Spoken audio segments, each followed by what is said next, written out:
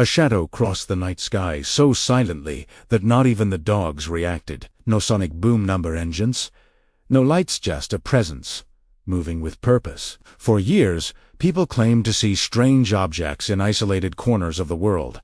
But this time, the visitor didn't come to Ida, it came directly to us. And the moment it arrived, it was already too late to pretend nothing had changed. What you're about to hear is not a story, not a myth, not a rumor whispered in conspiracy forums. It's an event that forced governments, scientists, and ordinary citizens to confront something they never imagined would stand face to face with humanity.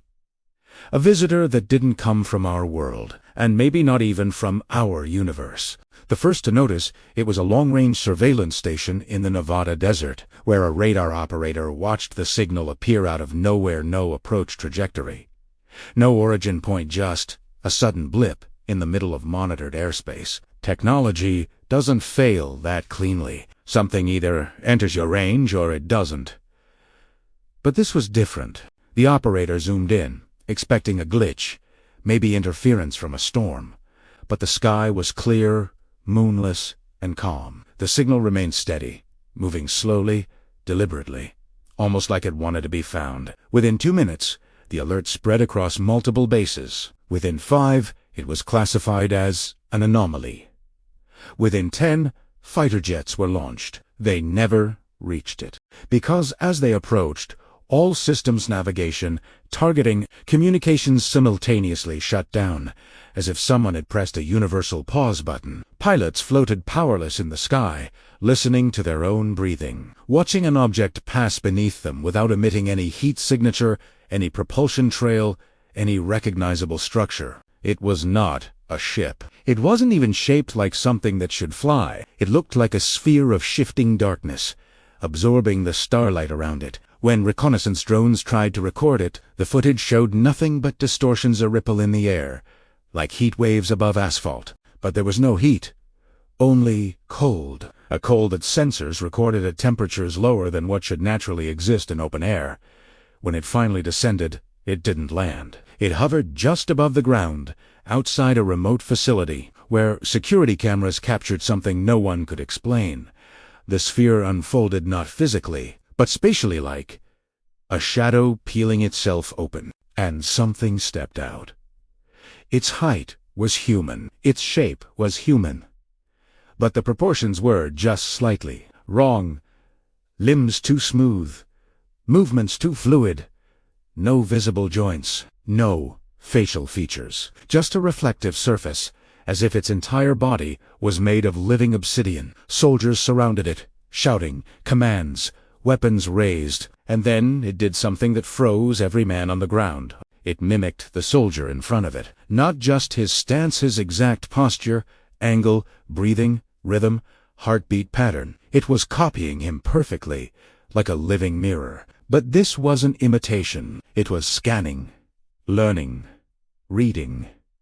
The facility director ordered a lockdown, but the creature didn't resist. It simply turned toward the entrance, waiting for the doors to open, as if it knew exactly where to go. It walked through the corridors with eerie familiarity, navigating hallways it had never seen. Cameras glitched as it passed, screens flickering with static, as if its mere presence distorted the digital world. In the central laboratory, it finally stopped. Not at a weapon. Not at classified files.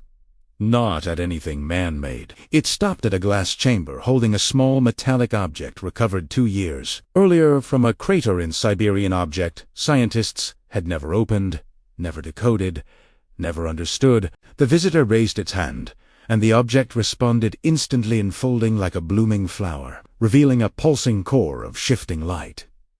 Alam's bloodhead radiation sensors spiked. The creature wasn't attacking. It was communicating. The core projected patterns, symbols, geometric sequences, pulses of energy forming what resembled an ancient language built out of mathematics and light. Cryptographers tried to decode it. AI systems tried to translate it. Nothing worked. But then the visitor shifted. Its smooth, mirror-like surface rippled, forming a faint outline of a face. Not a human one. Stranger. Older. It produced a sound. Not a voice, but a vibration that resonated in the bones more than the ears. And yet, every person in the room understood the meaning instinctively. It wasn't speaking in words, it was speaking in intention, in awareness, in warning. The message it carried was simple. Something followed me. The lights in the facility flickered. The object in the chamber began to hum like a distant storm. Shadows on the walls twisted unnaturally, as if responding to an invisible presence closing in around them. Scientists panicked. Soldiers aimed their weapons. The visitor didn't move. Instead, it projected a final image into the Eren image. The world was never meant to see. A map of our solar system, a path leading beyond it, and something enormous moving along that path toward Earth. Not drifting, not wandering. Moving with intention, with awareness, with hunger. When the visitor dissolved back into its sphere of darkness and vanished, alarms continued to scream.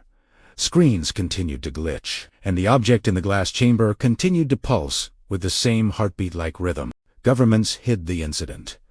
Reports were locked away, but whispers spread, because something is still coming, and whatever that visitor was, it didn't come here to harm us. It came to warn us. The question now isn't why it came here. The question is whether it arrived in time.